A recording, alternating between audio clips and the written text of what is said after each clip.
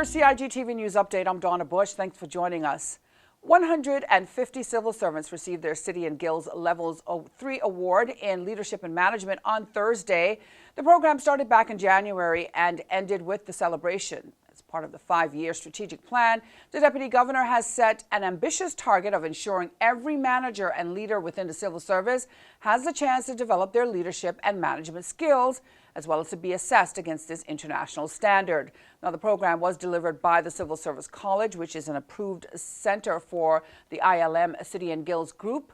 The assessment process ensures that the candidate understands the theory, but more importantly, ensures that the skills can be effectively applied in the workplace.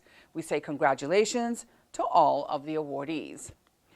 Well, this week, mothers of preemies and healthcare workers attended an important event for premature babies at the Health Services Authority. It was all part of World Prematurity Day. The Hibiscus conference room was filled with attendees as they learned more about the development aspect of premature babies. Complimentary screenings were also offered by the HSA's pediatric, physiotherapist, occupational and speech and language therapists on the day. Now, the screenings were offered to babies born at 28 weeks or less and who are 18 months old or younger. Neonatologist Dr. Sarah Watkin was the guest speaker for that event.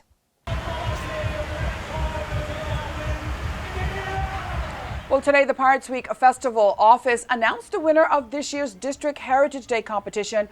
The honor goes to East End, with Bordentown and Georgetown coming in a close second and third respectively. Highlighting the history and culture of the Cayman Islands, the District Heritage Days are judged on the committee's ability to showcase the traditions of that district, along with the overall presentation, friendliness of volunteers, and cleanliness of the location. We're grateful to the tireless contributions of the district committees on a whole, and we congratulate them all on a job well done, commented Melanie McPhail, Pirates Week General Manager. We, of course, say congratulations to all the participants as well. Well, by stepping up and keeping customers at the heart of the process, Administrative Assistant Leni Tatum earned the Portfolio of the Civil Service's Chief Officer's Choice Award for September of this year. Chief Officer Gloria McPhail Nixon recognized Ms. Tatum for delivering an outstanding customer experience, even when facing an increasing demand for services over the last several months. The Office of the Deputy Governor received effectively double the amount of applications for persons wishing to be naturalized as British Overseas Territory citizens. Now, to resolve some 400 applications, Ms. Tatum provided a diligent support throughout the process. Ms. Tatum says she's happy to know that she's appreciated for her hard work in the Office of the Deputy Governor. We all work hard and are dedicated to our roles, and all of us are deserving of this award, she said. We say congratulations to her as well. Now, for this story making headlines from the Radio Cayman newsroom, lots of men have signed up to the Mobros this November. Jennifer Weber with the Cayman Islands Cancer Society tells Radio Cayman men across Cayman have been changing the face of men's health by participating in a slew of activities throughout the month. For details on activities, you can check out movember.ky online. And for more community news, this time from the Cayman Compass, the Central Caribbean Marine Institute, or CCMI, located on Little Cayman, has young environmentalists taken part in their leadership course. The 7-year-old program is designed to expose more Caymanian students to the possibilities of a career in the marine environment, whether that's working in the local dive industry, becoming a research scientist, or something in between. Students must apply to the program, which is funded through private sector companies such as Foster's, Cayman National Bank, and GoPro Diving.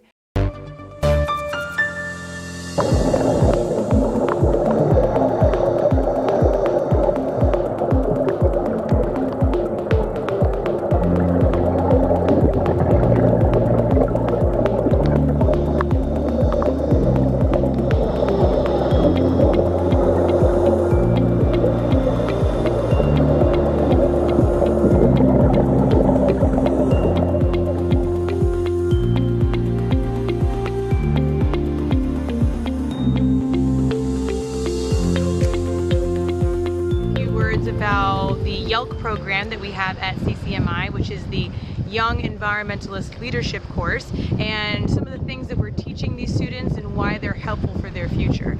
For instance, the other day we taught them about our coral nursery and restoration within the Cayman Islands and why that's important, and how the skills that they're learning can be used out in a broader sense throughout the Cayman Islands and regionally in the Caribbean Sea, which is helping researchers and nonprofits to grow that coral, proliferate that coral, put it back out onto the reef so that those students have the skills to connect the already naturally existing populations of coral on the reef so that those corals can contribute to the sexual reproduction once a year, or their spawning events that you may have heard of, and then those corals are helping themselves in their own future, and our students are able to help facilitate that with the skills that we're teaching them in our program. Yep, go.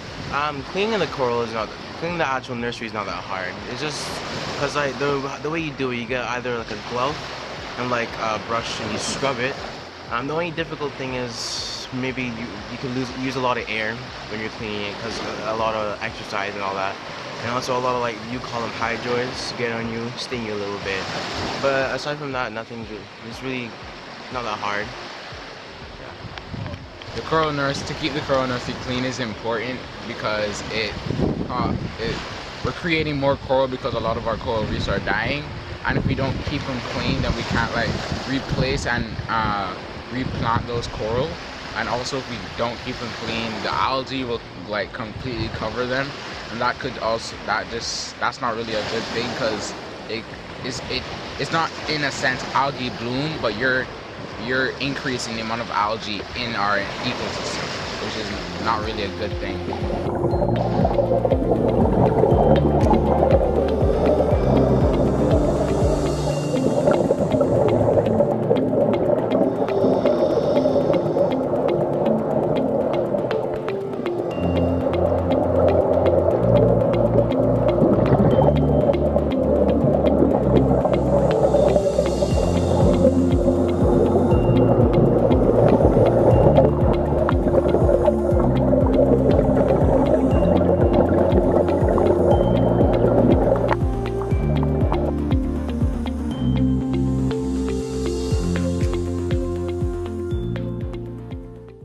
And you can go online, of course, to both Radio Cayman and the Cayman Compass for more daily community news headlines. Turning now to today's coverage of our local weather, the Cayman Islands National Weather Service says we can expect moderate to fresh northeasterly winds and rough seas, which will continue across the Cayman area for the next 24 hours as a high-pressure system moves over the western Atlantic Ocean. Radar images show showers in and around the Cayman area are moving southwest. Today's high temperature reached 85 degrees Fahrenheit. The forecast called for partly cloudy to cloudy skies with a 20% chance of showers. Winds are from the northeast at 10 to 15 knots with higher gusts.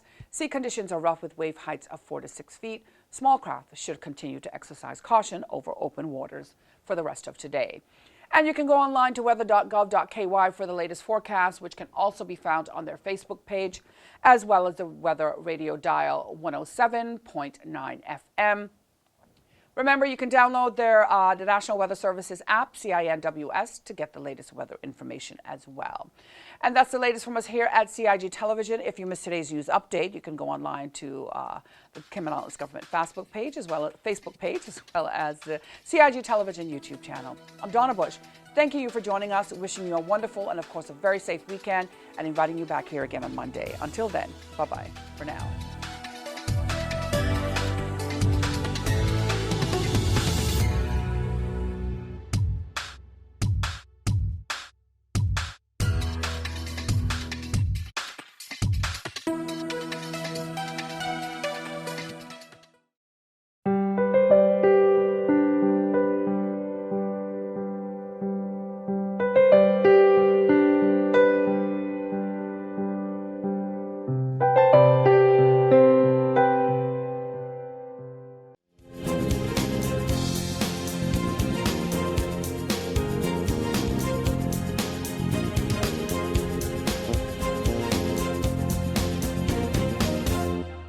Cyclothymia. C-Y-C-L-O-T-H-Y-M-I-A.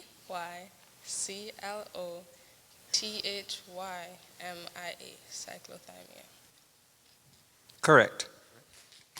The much anticipated annual Spelling Bee competitions are set to take place on November 26th and 27th.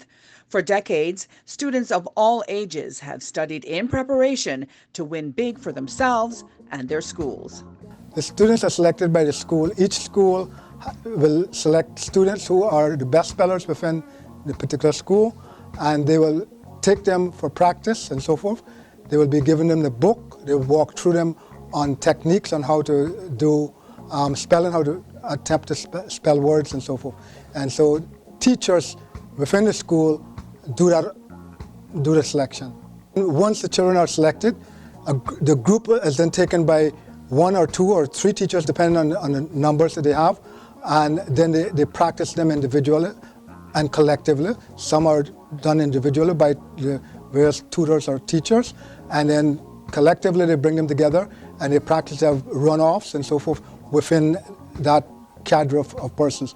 And the top 3 or 4 students then are selected for the finals, because remember we have 1, 2, and 3 students, and then the 4th one is the reserve student who, in case something happens to one of the 3, then that reserve will take over in the spelling bee and continue. We are working on a project of that magnitude to hopefully take part in the wider spelling bee in the United States.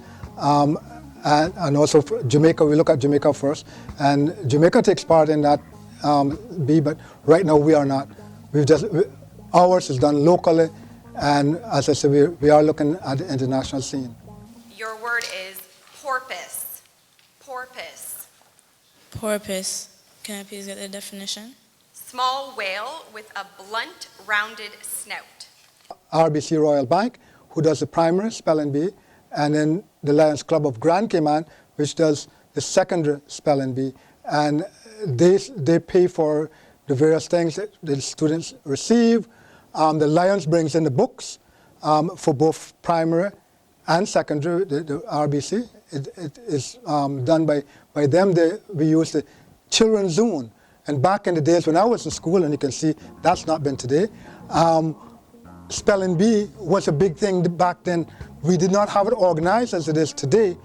But I recall as a student at the Georgetown Primary School, many years, that's back in the 1960s actually, I remember taking part in the spelling bee in our school, but we did not organize it where we then include all schools in the Cayman Islands as we do now.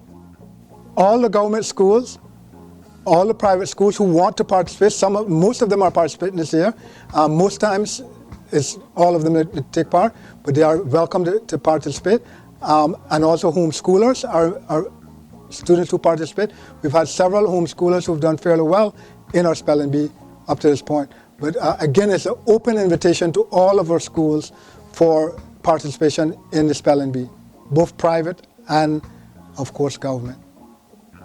It is important to have these types of events because the cross-fertilization of ideas which transpire in an event such as this is fantastic. Students from private and public schools merging together along with our homeschools, because remember, homeschool has now become sort of a big something. It's not 1 or 2 parents here and there.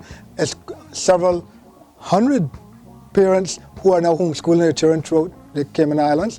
And so we embrace all students at the age, whether it's for the primary section or the secondary section, and invite them to participate. And it is important that we merge together. It's just like sports. Sports is an event where, again, it's not just government schools who participate. It is all of the schools are invited, and they take an integral part in it. It brings us together as a people.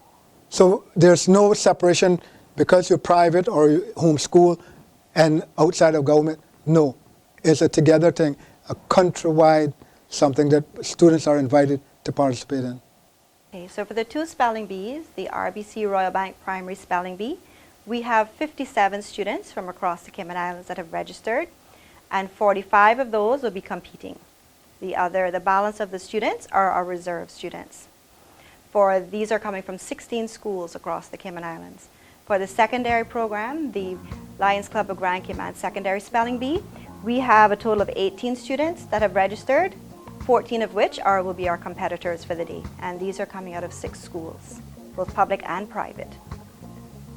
We've been very blessed to have the same partners on board for the full life of the secondary and primary spelling bees. For the secondary, we have the Lions Club of Grand Cayman, and for the primary, we have RBC Royal Bank.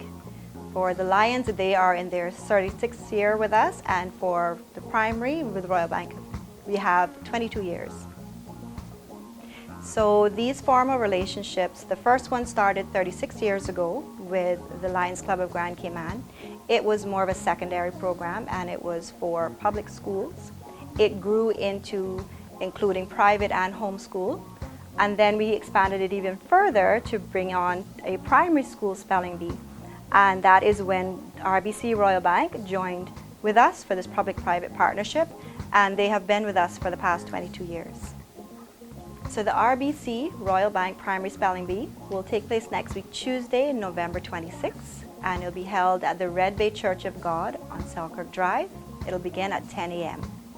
The secondary program, the Lions Club of Grand Cayman Secondary Spelling Bee, takes place next week, Wednesday, the 27th of November, and it will start at 10 a.m. in the morning at the Red Bay Church of God on Selkirk Drive. So each event, whether it's sports or depending on it attracts different levels of the community. But we've found over the years, the interest has grown and grown, and it's become a very highlight of the year for the students. They really enjoy coming out and meeting with other spellers and people that are interested in what they're interested in throughout the year. And there is great camaraderie amongst the children. So we have 2 spell masters this year. Again, we're very lucky. It's a very important role, and it's a role that either you really want to do or you back away from. You're the center point of the competition. Miss April Cummings, she will be doing the RBC Royal Bank program, and Lion Nicholas da Costa has taken on the role for the secondary Lions Club of Grand Cayman Spelling Bee.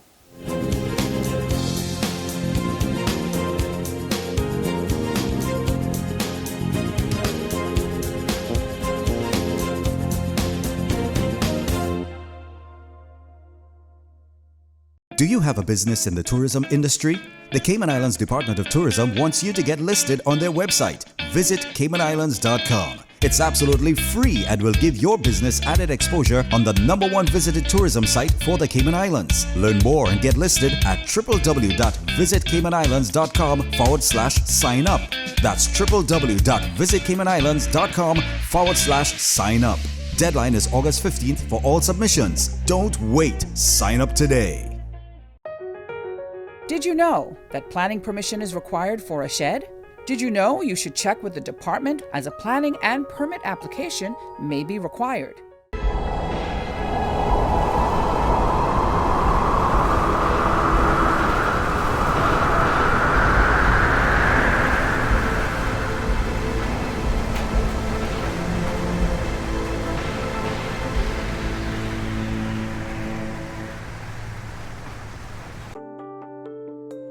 Did you know planning permission is required to clear land by mechanical means?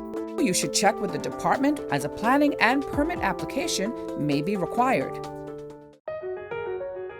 Did you know that walls, fences located along the road require planning permission no matter the height?